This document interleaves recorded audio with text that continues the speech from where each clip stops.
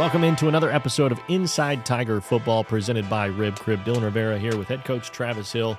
And it's been a little bit of time since we last saw each other here on this studio set because we had the bye week last week. So let's just talk about that first. Your general thoughts of how the bye week went. It went well. I wish I was smart enough to remember little phrases I got for acronyms for BYE. I can't remember it yet, but basically the idea is get better. What are you going to do with your bye week? Are you going to stay horizontal? Are you going to get better? Are you going to get worse? Mm-hmm. That's what's going to happen. I felt like we got better. There's a lot of small things we were able to work out, and I think the kids found out that bye week means go to work. Yes, I mean I don't know any other way. We want to enjoy. Football's about being fun too, but we had to get better, and I think our kids did, and we had a little one-on-ones every day that we were able to compete, very short versions of it, but as a whole, the attitudes were great, the work ethic was good, and I think we continued on the right path. I think when you think of the bye week from the outside, you think about those practices and getting work in, but you also think about a little bit of time to rest. Were guys able to get some rest in this week? I do believe that. Obviously, our practices were condensed. They weren't as many periods. Now, when you talk about 20 minutes, but 20 minutes is 20 minutes. And I think the best thing about it all is they don't wake up Saturday morning beat up, tired. Yeah. Okay, they were able to get that opportunity. So I asked them, really diligently, young men are young men, but please take care of your bodies. And everything as we have this opportunity to, like I said, mend a little bit and everything else. But we did nothing in practice that we thought was going to when you get out of bed in the morning, you may step on the wrong, thing and hurt yourself. But we did nothing that we thought was going to be, have a potential to put our kids in.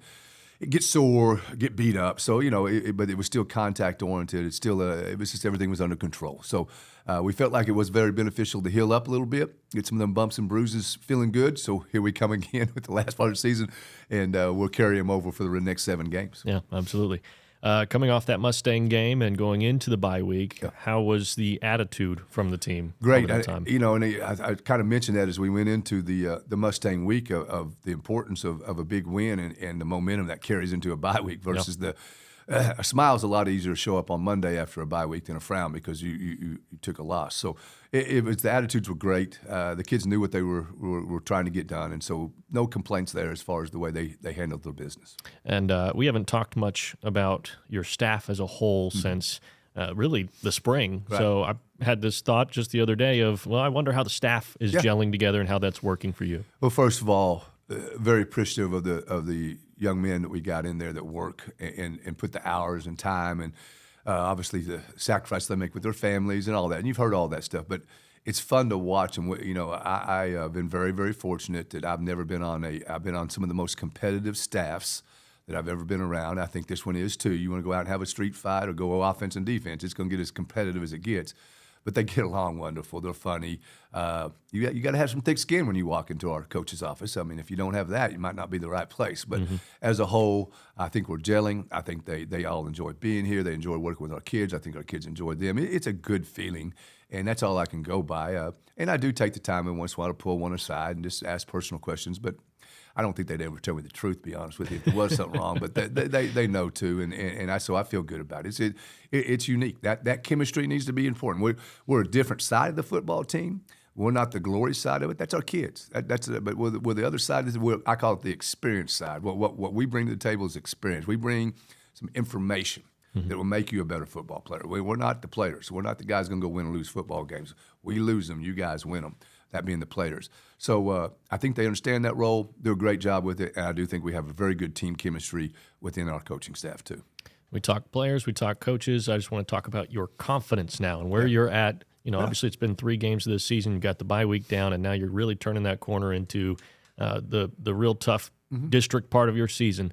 How are you feeling right now about the team? Feel really good. I mean, I will still say that I don't go to home every night with the idea that we're perfect yet or everything is it's really there.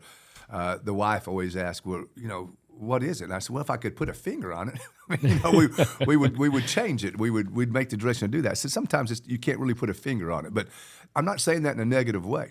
I mean, I'm saying it in a positive way. We are definitely heading in the right direction. We've had everything go on, positive and good, within the weeks that we've been working.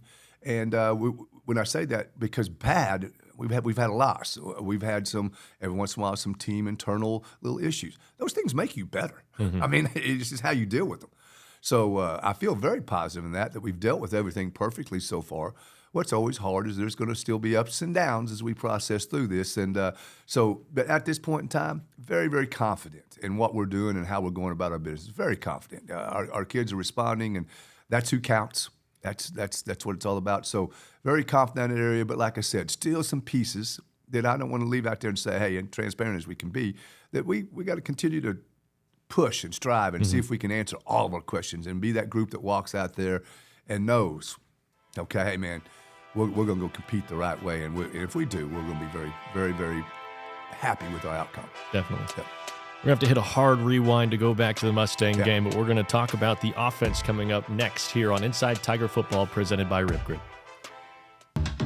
Introducing QT Pay, the easiest way to transform every trip, every treat, and every gallon into instant savings every time you pay. All within the QT app.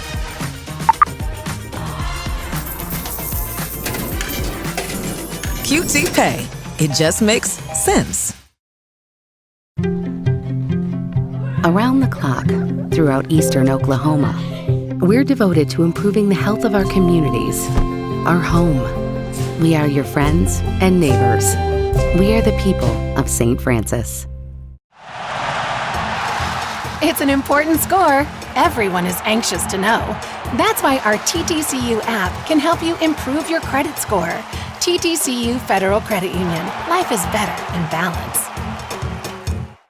Welcome back to Inside Tiger Football, brought to you by Rib Crib. Dylan Rivera here with head coach Travis Hill, and we're going to go back to the Mustang game. That was 2 weeks ago now, so got to really think hard maybe about some of these sequences, but we're going to talk offense first. Good. And offensively, maybe not your ideal showing.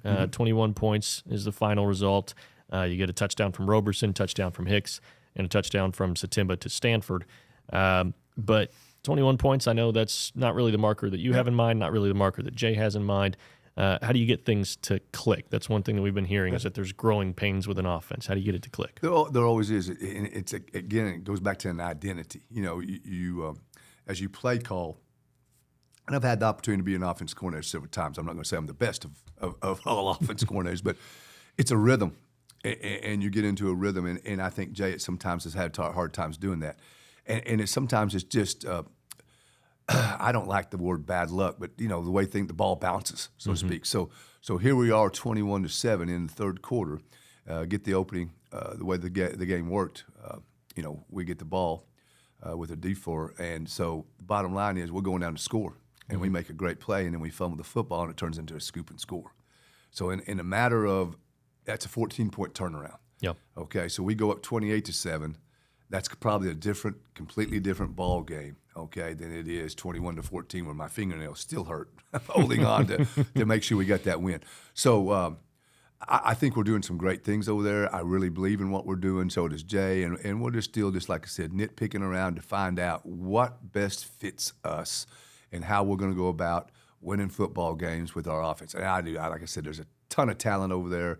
We had a bad injury with Sam Daring, you know, which we just love him to death. But so the offensive line, but you know, we got bigger, you know, and faster and stronger. But that doesn't always make you better with the replacement. But I feel like I said, we're just inches away from finding that groove, and I kind of like I said that rhythm to take us over the top and make us a great offensive football team. I'm talking about that scoop and score. I actually circled that on my notes about just that sequence leading up to it, too. You come out and you tried to do a motion. I can't remember what exactly happened, but there was a motion. Things went wrong. You call a timeout. You get things sorted out. And there's a false start coming out of that timeout. Then you get a 1-yard Roberson run. You get a short pass to Stanford, timeout Mustang. Then you have third down, jet sweep to Lang, tackle for loss. And then the fourth down is the fumble. Yep. And it felt like the ball was moving up until that point. Absolutely. So how do you not beat yourselves is my question there. Right. That's the rhythm. That's the once you play behind the chains, okay, it's hard to be an offensive play caller, okay? The same thing goes defensively. Give me second long, third and longs, okay, all day long, okay? Hey, man, you can dial it up. it feels good. You can smile as a defense coordinator. Same thing with an offense coordinator. Whenever you make the mistakes that you just talked about prior to a big play, because that was a big play on 4th down. That was a first down. Yeah.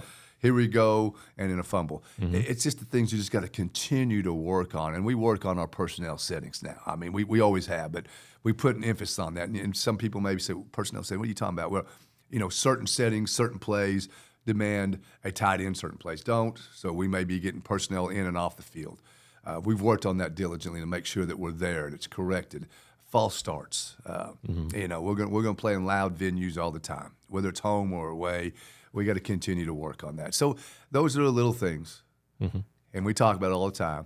If we just had to worry about the big things, life is easy. But that's the big things never happen unless you take care of the little things. So that's what I'm saying. We don't have a rhythm. We hurt ourselves as much as the other team stops us in these events, and that's been in both games where we didn't play.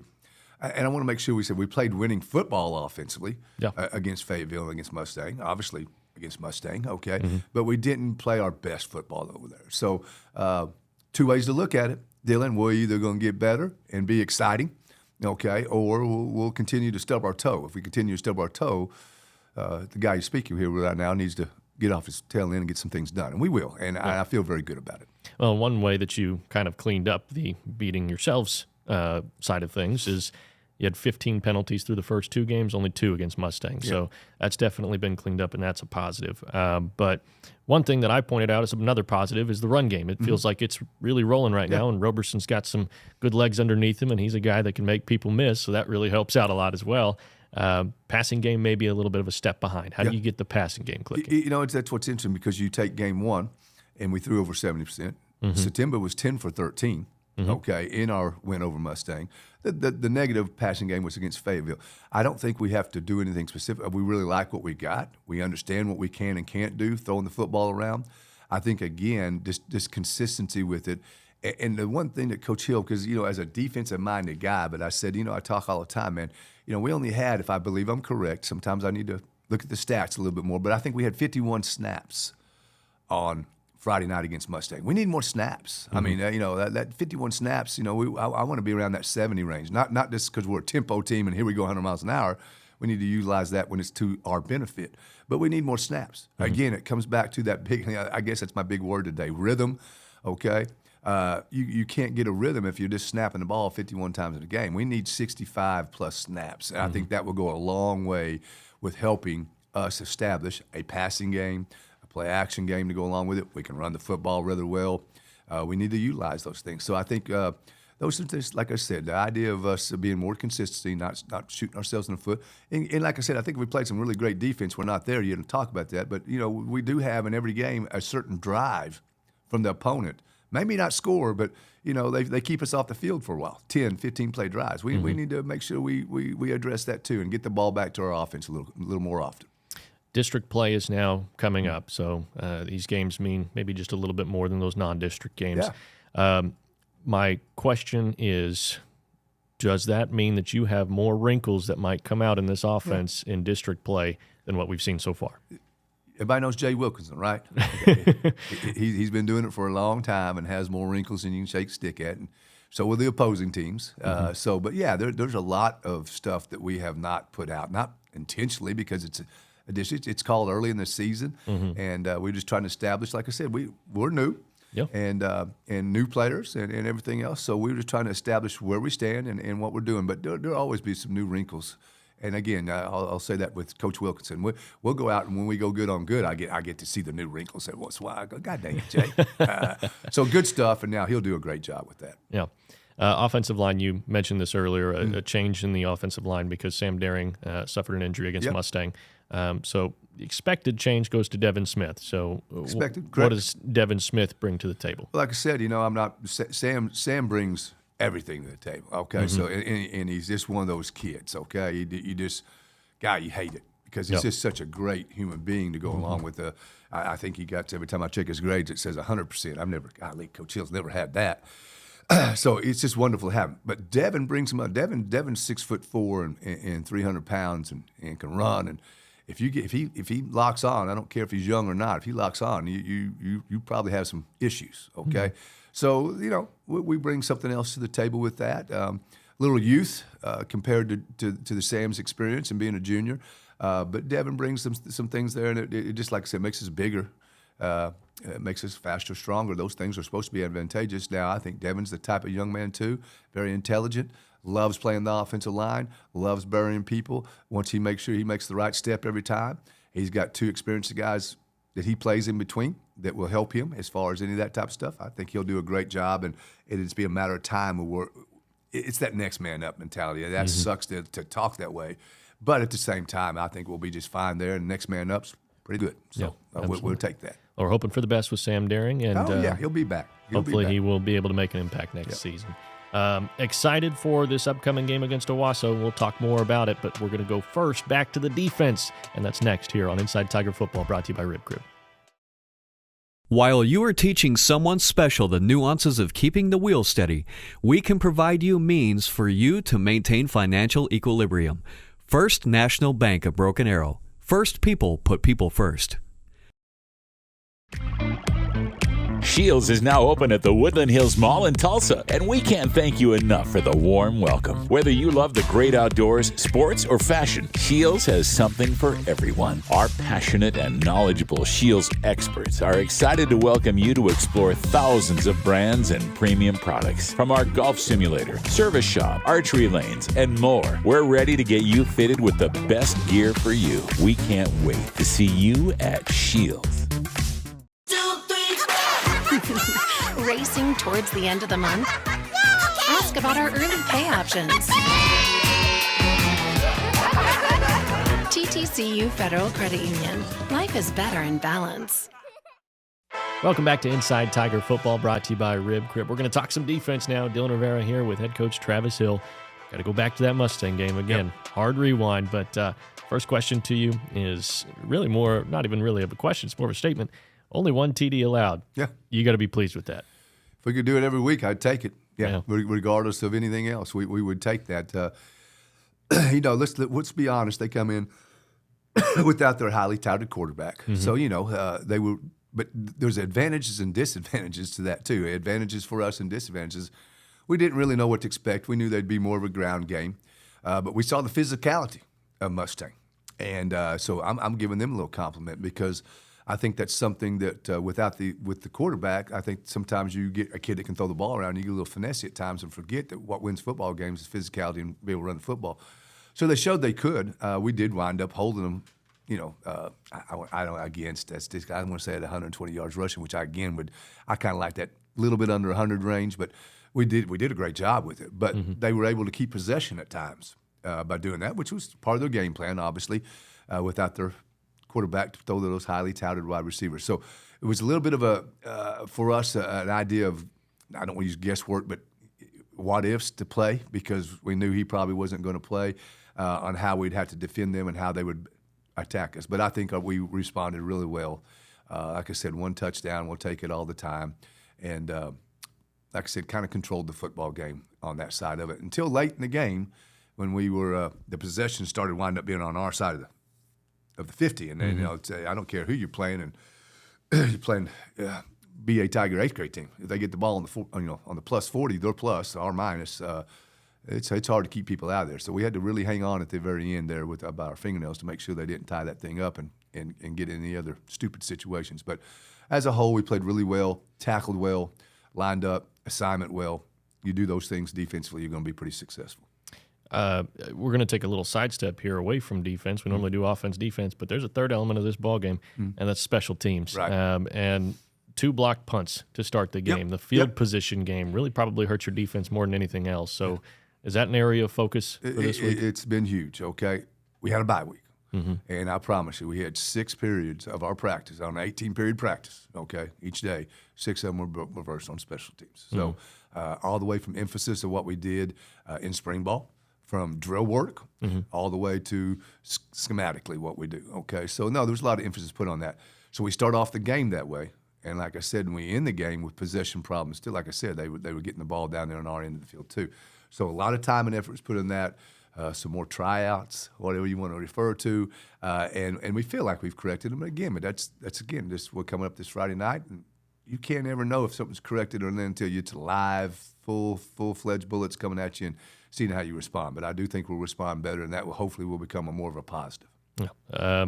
Going back to the defense now and talking about, those late possession for Mustang, the late possessions, and trying to keep them out of the end zone.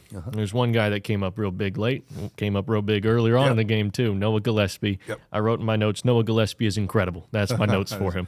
How do you feel he fared against Mustang? No, he played an unbelievable game. Both interceptions were impressive. Both of them. He's the type of kid, I think Bill Belichick, you put true serum in, which would be interesting. Would tell you the first guy, big defensive-minded guy, head coach, now at the North Carolina Tar Heels, would say, I want a corner. I want 2 corners, okay? So Noah is a corner, and he gives us that guy because what's that all about? They're on an island. If you have to put 2 people out there, that's one less guy in the box, and on and on and on. So Noah's a guy that you can put out there, and he can defend well, make the play when it needs to be played. I got little games I play with our DBs, hand games, and I can tell the quickness and their athleticism with their speed of their hands. Noah Gillespie is the only guy, and I'm bragging on myself a little bit, that has beat me, okay, in these games we play. And he's got fantastic hands and makes fantastic plays, and those were 2 great picks. Well, now I got to know what these hand games are. What are you playing? We'll talk about that afterwards. It's just a simple game you played as a kid. The little, you put the hand out. That's what I thought, because you did this for a second. And just things like that. And he's pretty impressive with what he does there. Well, Noah Gillespie was our JEI difference maker of the game, so Madison Dildine was able to have a quick conversation with him earlier this week. Madison Dildine joined by junior Noah Gillespie. Noah, looking back at that Mustang game, what's something that you're proud of from your team? I like how we fought through adversity, possession after possession, and they tried the defense, but we didn't break. What's something that you're proud of personally? Getting my first interception. What was going through your mind whenever you caught both interceptions? I blacked out. A good feeling, right? Yeah. For sure. That was Noah Gillespie, your difference maker of the game. He gets 2 interceptions in that ballgame, 2 really impressive interceptions. But my question to that is there a certain number of turnovers that you want to see a game, or do you have a goal in mind with that? Because I know you probably have one in mind, but if that happens, it doesn't. If you're being realistic, it's 2. Yep. But, I mean, so we're always going to shoot for that. So 3. Now, he knows as well as I do, I'll take as many as we can. Okay? Right. Every time you get one, the odds go dramatically up that you're going to win the football game. So, especially whenever you have more opportunities to takeaways than the other team gets. So, but 2's the magic number, the one you want to get to every time. Okay, but 3 is the one that says we got you. Okay. Usually the 3rd one can stab them pretty good. So, but that's what our numbers are and what we look for. And, of course, we work away the turn-away circuit, the takeaway circuits at least twice a week, if not more. Craver and Coach Higgins do a great job in understanding why it's important. If you don't work it and you don't emphasize it, it's going to be less likely to happen. So we work it as often as we can. Another guy I want to point out is Gabe Manning. He's been able to get into the backfield and create some havoc quite a bit this season. Got a 2nd sack there against Mustang. Impressive start for him. Yeah. What do you like from him on the edge? Man, explosive. I mean, this is a young man that played from again, last year, not as knowledgeable as probably what I should be about what went on. Wasn't here. Was working someplace else. And he was playing interior. He was inside. He's about a 240-pound kid, from my understanding. He's about 205, 210 right now.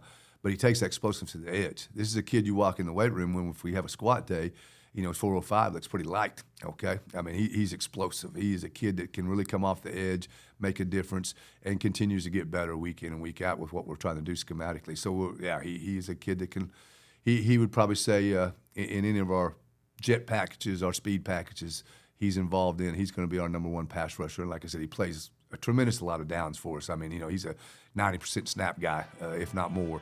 And so he definitely helps us and shows up at big moments. And we'll see if he can get in the backfield against Owasso coming up this Friday. We've got the Tigers and the Rams, and we'll preview that next here on Inside Tiger Football, brought to you by Rib Crib. Introducing QT Pay, the easiest way to transform every trip and every gallon into instant savings every time you pay. QT Pay.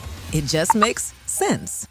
Tulsa Bone & Joint, Northeast Oklahoma's sports medicine experts. We are pleased to help you and the athletes in your life with a number of surgical and non-surgical options. Tulsa Bone & Joint is proud to serve as team orthopedist for local high schools such as Broken Arrow, Owasso, Sapulpa, Cascia Hall, and Bishop Kelly.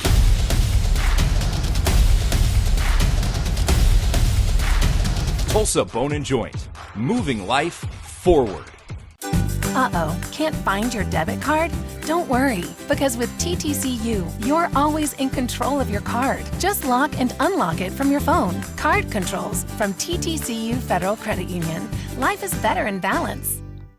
Welcome back to Inside Tiger Football, presented by Rib Crib. Dylan Rivera, head coach Travis Hill, now breaking down the upcoming matchup, and that's Broken Arrow versus Owasso, the Patriot Bowl. It's lost a little bit of its fanatic fanfare, but hey, it's still the Patriot Bowl. It's still a big matchup. It is, and we're glad to do that and represent what it does represent, which is our veterans and our people. That we can't do all this stuff, ladies and gentlemen, without that. Believe it or not, we don't know what goes on all around here, but that allows us to get out here, honor them with the great game of football, and look forward to that on Friday night. And it should be a great game. The Tigers and the Rams, obviously, two of the marquee programs around the Tulsa area, two big schools, and this game has a lot going on outside of the field, and trying to manage those emotions and making sure that the eyes are on the target. That's something that I'm sure you're going to have to battle this week, right? Always is, to a certain extent. Travel versus non-travel, in this case, non-travel. Big events going on. That's the pageantry and what makes it neat. That's good, but that's for the fans, and that's for the community. And for us, I can get real boring with this stuff, and I hate it, but it's so truthful. So when is it boring, or is it just reinforcing what's true? And the whole bottom line is, hey, man, stay healthy, get better. Yeah. Stay healthy, get better. We ain't going to win a football game if we don't get better. Well, I don't care who we're playing, Owasso, who it may be. It's just stay healthy, get better. That's our whole objective. The stay healthy part, how do you do that? Play as hard as you can, okay? You have a tendency to come out all right. It's whenever you're not playing as hard as you can, whenever you have a tendency to find a way into the locker room there. So we're excited about that, and that's my 2 cents worth of it, but that's the direction we'll put, and hopefully they say, God bless their souls, that they're kind of supposed to take off their head football coach, right? That's kind of the role. Well, I hope they take off of it, because really that's all we're after. And like I said, it's just if we do that, we will have a chance to win. If we don't, Owasso will come out the victor. It's pretty simple stuff. Yeah. That phrase, stay healthy and get better, I think I'm going to go back and try to count how many times you've said that this season. Pretty boring. You like that one. But this week, trying to stay healthy, trying to get better, but trying to get a win. Playing Owasso, they've got a good offense with the quarterback, Frankenfield, and some targets on the outside that are real weapons. How do you slow down those guys in the passing game? It is be in the right place, making sure we've got great communication in the back end about what's going on. They have a tendency to in their play calling with tempo and with some funky sets and funky formations. You add those two things together with a fast pace, especially when they get you on your heels, big plays happen. And so those are things that we really concentrate on this week. And just again, a very boring concept, tackle well. If it is a 20-yard gain, fine, tackle, and let's play another snap. Let's make them earn it. So those have been the emphasis on that. But a very, very talented Owasso 3 wide receivers, and I'm going to tell you, and I'm not being disrespectful to Bethel and number 4. I'm not going to try to get her names, and Noah Hill, number 7, but number 5 is maybe their ace in the hole, their quality control football player on offense. He's a special little football player. Might as well just refer to him as a tight end, okay? Fullback, tight end, multi-wide receiver. Very, very, very impressive football player, good football player, and a quarterback that can get it to him. You haven't asked me a question, so I'll go ahead and let you move ahead, because now we're probably going to a run game before I keep on yapping. Go right ahead. No, I was going to ask you next about, so we've seen this a little bit at Broken Arrow where, they get up to the line quickly. They'll have the huddle where they've Sugar got their sugar huddle where their linemen are facing out, and then all of a sudden they run up there and they're in their set. How do you defend against that? You work it, for one, in practice, and number 2, it's just identifying big surface side, small surface side. All those things may be a little confusing. When you do those type of sets, you usually use tight end concepts. I just mentioned one, really good. Misplace him and let him beat you, okay? And all of a sudden, so as far as eligibility, those type of things, it's the reason why they do it. It takes a tremendous amount of time to identify those things with young people. Coaches, well, we better identify it. You only have 4 in the backfield. There's little things that he's covered, he's not covered, type things, little things like that. So you just got to understand that, and we just work it, and you simplify. That's my big deal. If it's complicated to kids, okay, let's go be this and ski man. Boy, I'm a good coach, but if the kids don't know it, how good a coach are you really? Right. It's just what we do, and we work it really hard. When they get into that, like I said, these receivers are excellent. Okay, quarterback can get it to him, Frank. They do a great job. Tailback's dangerous, man. This guy's dangerous. This guy's really, really, really good. He's a north and south guy, and he's really good. And again, I'm so horrible with names, especially on opposing teams. I have a hard time getting our own kids half the time. But number 2, he's really special. He used to be number 6. Him and the quarterback changed numbers there, so I thought that was kind of interesting from last year to this year. But really, really special football player too. And I want to give them kudos. And their offensive line, I thought they would struggle there. I think they've done a wonderful job of finding schematically and doing what those kids can do. And they're huge. We're pretty big, right? They're bigger. Okay, they're bigger when it comes to the scale, at least. So they do a great job. And what would you think from the Blankenship name? On the offensive side of the football, they're all going to do a great job over there, and so it'll be, our hands will be full. Yeah. And then going against that sugar huddle and preparing for such a strong offense, communication is going to be key defensively. Huge. How have you tried to make sure that everybody's on the same page there? Kind of cleared it up, simplicity. I mean, so you're giving up a game plan now. We got to be simple. That's what you do whenever you get a lot of looks and everything. You try to match their personnel settings with yours. It's going to be impossible at times. Okay, the high school game has not caught up with the college game with Nick Saban and them. And I see he doesn't coach no more. Before he did, he made sure whenever the other team subs, you get to sub. Okay, well, the Bigsbys of the world and the Owassos of the world and Broken Arrows of the world are going to put that ball on their hash and they're going to sub. Well, what's that make? Well, they get to run about 20 yards to get ready to go, and we got to run 50 yards. Okay, so it's pretty simple. If they're going at a tempo, you can't get your kids in, they can get their kids in. Yep. Little things like that. We just got to work. Simplicity. So you get lined up right and not give them a cheap play. If they're good enough to beat you, they're good enough to beat you. They're awful good. So, but let's don't give them based on, because I call that the coaching. That's the side of the coaching stuff. Let's make something where our kids can go out and feel comfortable with what they're doing. Let's flip it over to the other side of the ball. Offensively for BA, what are you going to try to do to find maybe a weakness or a hole in their defense this week? Same thing they try to do. It's just making it as complicated as we can on them. But no, we'll have to run the football, and we'll run the football to be able to set up the pass. And that's just like I said, we're really looking for that rhythm.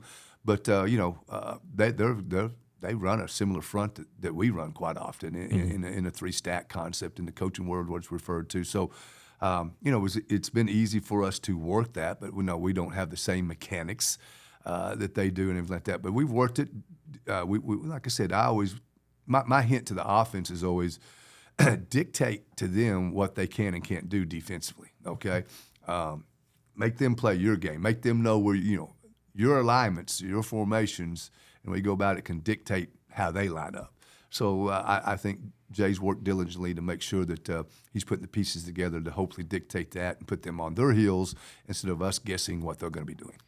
We got to talk about the studs that they have defensively as well, as we talked about the offensive studs. Let's start on the D-line. Taj Overton, a big defensive tackle. He's committed to Oklahoma State. I don't know how much longer that may hold because of the changes there, but hey, he's a talent and a D1 talent at that. So how do you prepare for him, and what are you doing offensively on the line to prepare for him? Well, like I said, got a chance to watch the young men play quite a bit. I knew about him last year when he was a junior because places I've been had some high recruits too, so it's kind of interesting to see where they place those guys out throughout the year in the media concept. But a very, very impressive football player, strong young man, holds his ground well, and a good technician. You can tell he's worked, obviously, over there with Coach Granger and some other coaches around that he really understands the game, the leverage game that's played down inside. So very, very good football player. Has the ability to rush the passer. So I don't want Taj to say, "Oh, Coach Hill said I can't rush the passer." But his number one game is, man, he's a run stopper. Yeah. Okay, he's a run stopper. Like I said, you're going to run his gap. You're not going to run his gap. He's going to take care of his job responsibility as well as anybody I've seen at high school level. At this point in time, he can really control that area and do a good job. So he's going to be a tough one. Schematically, we're not going to change anything. We're just going to understand where he's at and make sure we control our blocks and hang on to him as long as we can. And we go to the secondary for the next one. Yeah. Carter Langdorfer. Langendorfer. There we go. I missed a syllable in there. And he's another talent. And then obviously just their secondary as a whole is a pretty strong unit. So trying to go out there and attack them. You've seen a good secondary in the Mustang secondary as well. Fayetteville really all the secondaries you played so far have been pretty strong. Pretty good. So How do you feel about going up against that challenge? Again, we're going to have to try to find ways to get them out of position at times because they are. If they're in position, they're going to make plays. Again, that young man, I believe, is committed to OSU too. Mm-hmm. And so that we mentioned, they got the young man, and again, number 21 that came over from Edmond Memorial. Probably Edmond Memorial is the best football player, in my opinion. Okay, it's an opinion. It's a corner. Safety moved in from Bartlesville. So, the same thing. They've kind of cleaned up some things back there to help their secondary and help their skill level, and very talented. And Steve Neal does a great job. You don't know where those pieces will fit. We've had the opportunity, Muskogee, we beat him 2 years ago. I hope Steve hears that, in the semifinals when he was over at, Edmond, Deer Creek. And did a great job there. So he's taken some of those ideas and things that he's brought over and was hired over there because he does a great job. And so it'd be interesting how we match up against him. But it'd be a tough matchup. You don't know where they're going to be all the time. He has several looks and several matchup concepts that they do that can cause a lot of problems. Well, I can't wait to see how it goes. District play begins on Friday, 6 p.m. start for the pregame show, 7 p.m. kickoff. We'll have it live on Aerovision. You'll want to tune in for that one. Coach Hill, thank you for joining me here today on Inside Tiger Football, and we'll see you again next week.